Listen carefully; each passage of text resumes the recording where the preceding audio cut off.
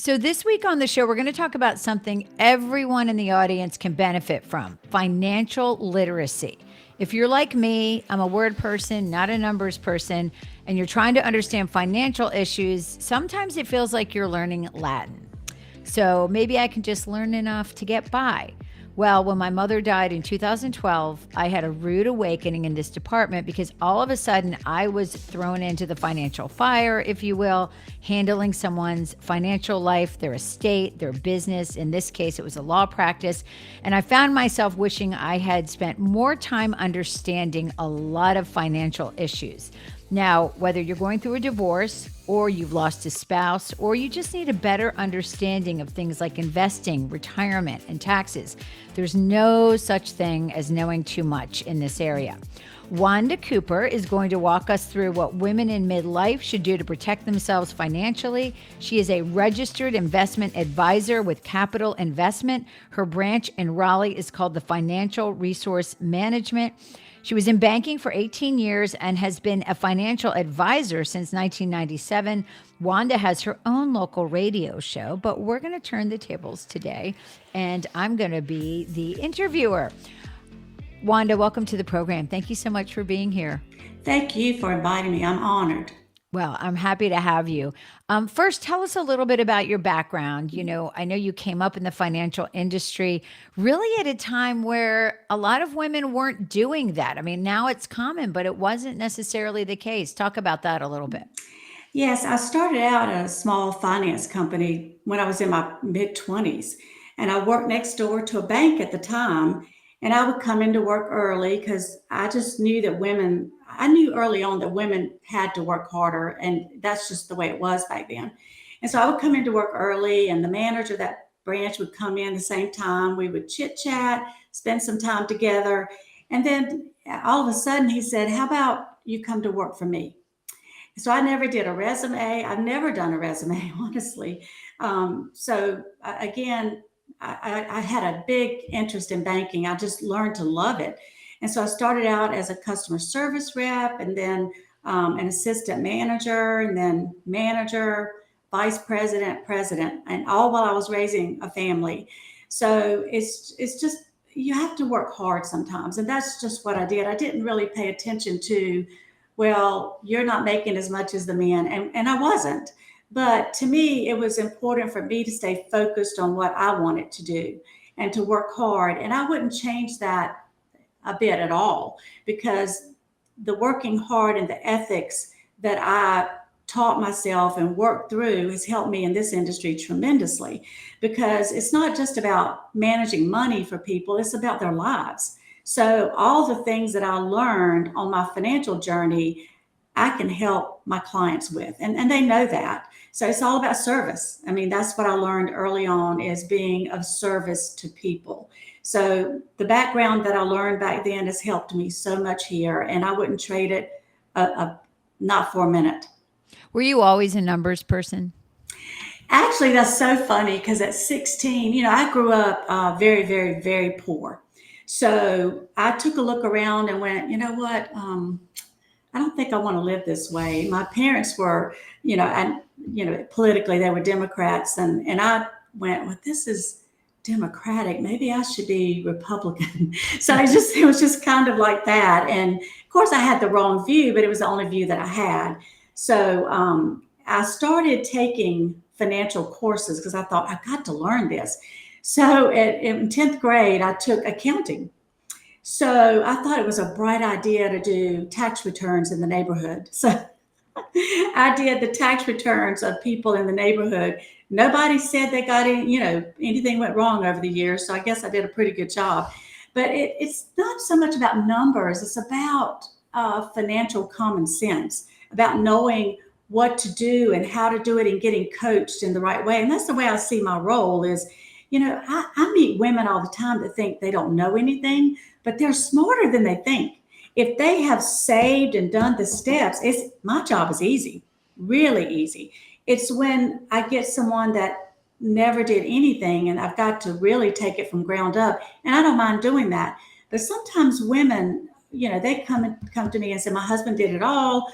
I don't know what to do. And I'm like, well, let me see what you have. I said, listen, girl, you've done the hard part. Let's take it from here. So that's what I find to be the case a lot of times. Yeah, I mean, I think, it's a misnomer in our society, right? That, men are in charge of the finances, women are in charge of other things in the household.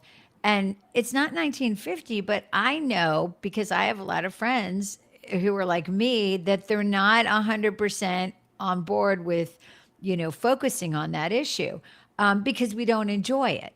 And so I'm sure you get women clients who come in and they're kind of shell shocked.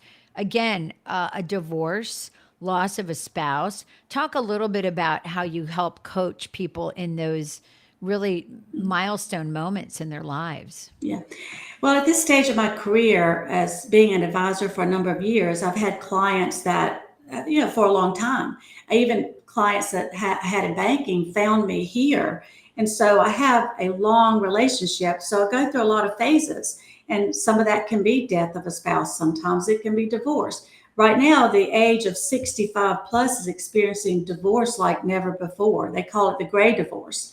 So, yes, there are times that I have to sit down and walk through things, which actually, I created a checklist for widows because, in fact, I just got an email this morning from a recent widow. She said, thank you so much for this checklist. I feel so relieved and I have a plan. I can go through it. So that was really neat to hear. So, and I just created the checklist from, what I've learned through working with women. And, sometimes it's divorce and sometimes it's death. And honestly, they're not too far apart, to be honest with you. And I try to encourage women to know everything there is to know about their household finances.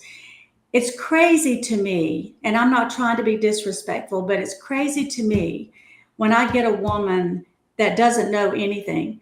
The man has walked out, he's found another person or whatever, and they don't know anything. They don't know where anything is. And that's so sad to me because that is just communication.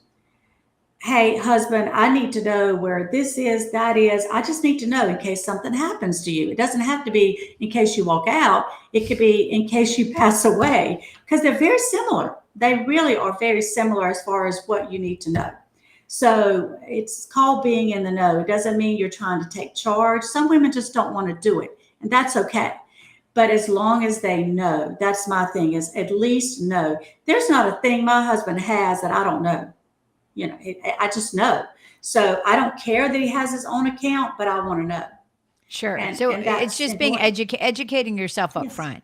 And I think that's a good way of putting it is, having those conversations, especially in a long relationship as you age, to say, hey, I need to know the bank account information. I need to know what bills you pay. I mean, maybe we pay different bills. So I need to know how you pay your bills. Do you pay them online? Do you pay them, through the mail? And What? I need to know passwords. Oh, I yeah, need to have the passwords to the bank accounts, to all the insurance or whatever, because sure. everything's online now. So you need to know passwords. Exactly. That's all really good information.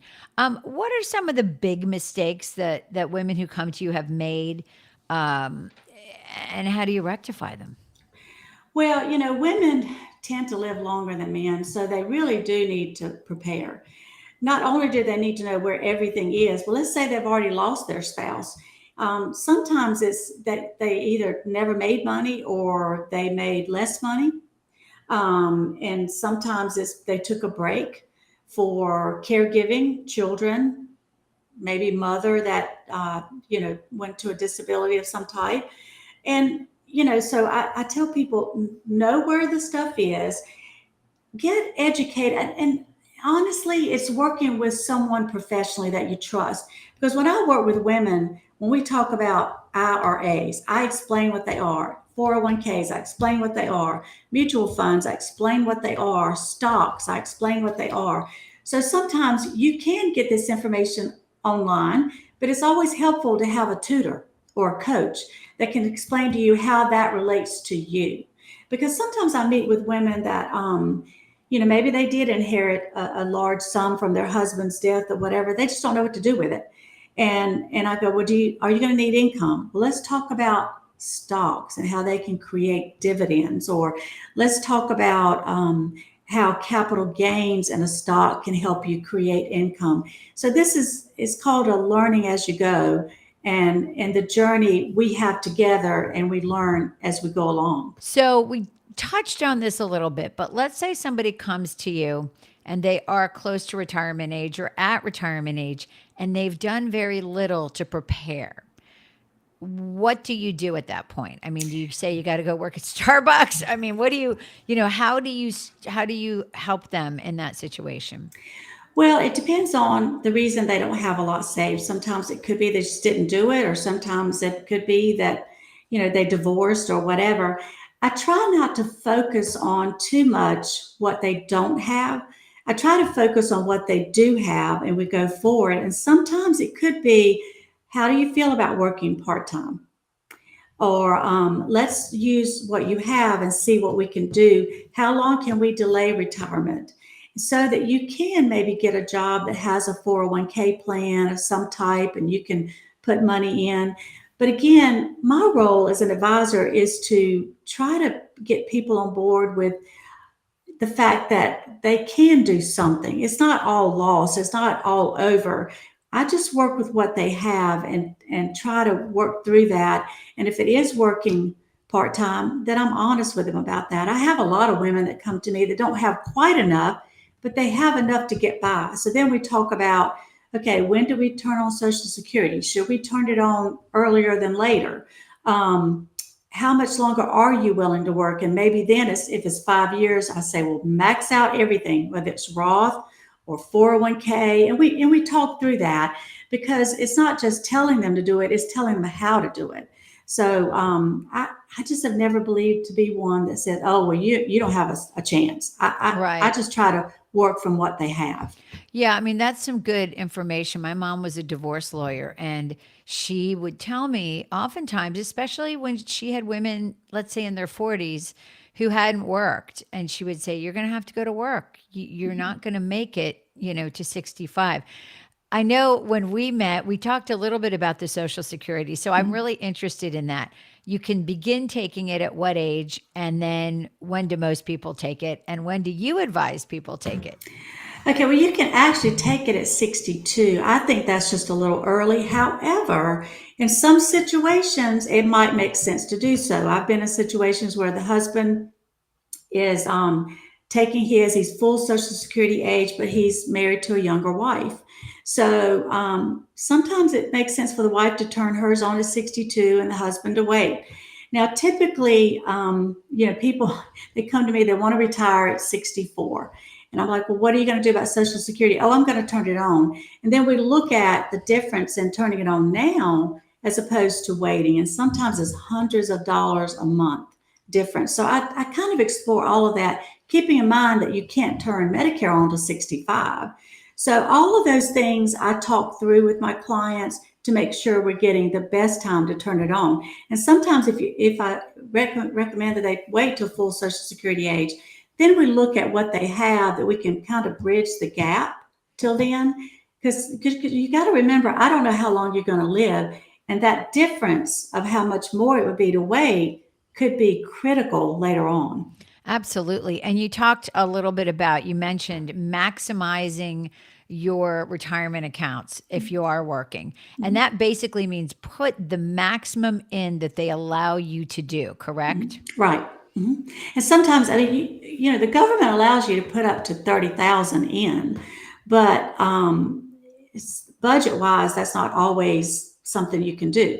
So I talk through with my clients. Let's talk about your budget and let's talk about how we can do the most that you can do.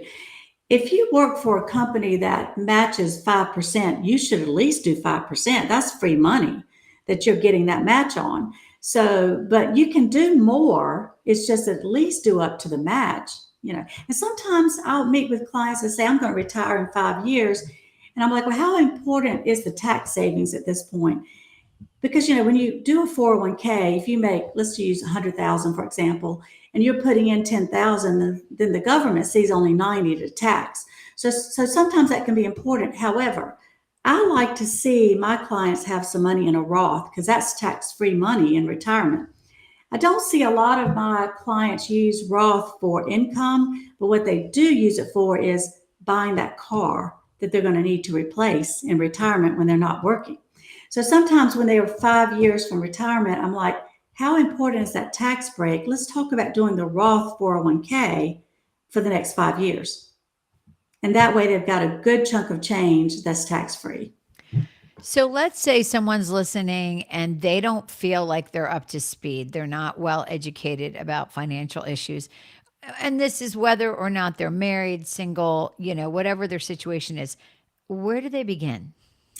Well, I honestly would, whether it's me or whoever, I would recommend talking to a financial advisor. Now, they're all kind of financial advisors out there, and I've heard of some that make me shiver because I've gotten I've gotten second opinions, and people will come in and tell me what they've been told, and I'm like, what?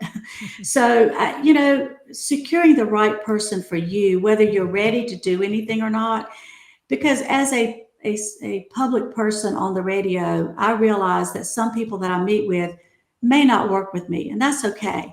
But I can honestly say, and I think the people that visit our office will say, the hour that they spend with us is more than they get at a lot of places. Because you're not going to leave me and feel like you got nothing. Because that you can go out and tell other people that. So I would rather spend my time educating you and getting you up to speed on some things that you might need to know than spend my time recommending a product, doing this or doing that.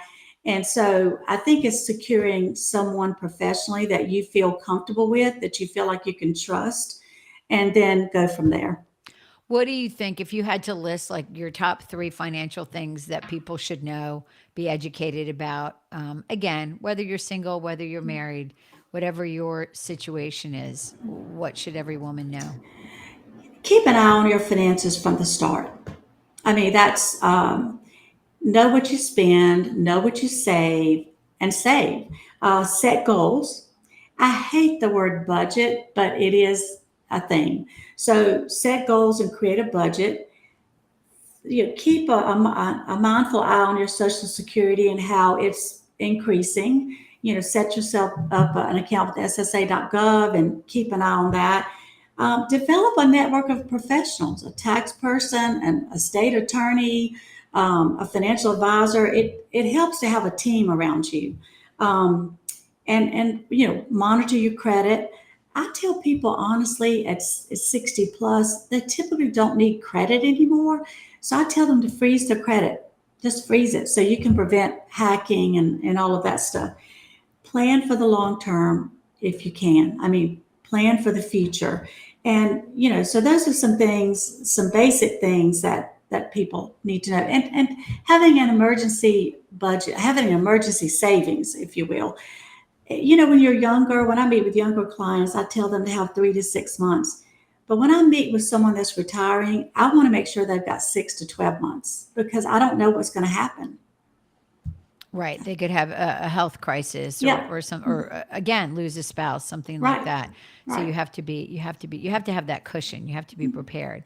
Um, Absolutely. Wanda, where is your show and how can people listen to you? When and where? Well, you can go to our website and listen to past shows. And I wanted to mention, you said something about terminology. We did a show recently because we realized that that's what we were meeting with is folks that really had a lot of questions about terminology. We created a show called Living on Limited Information. Oh, I love that. And oh yeah, you can go to our website, FRMNC, that's like Frank Roger Mary, North Carolina.com. You can click on the radio tab and we have all of our past shows on there.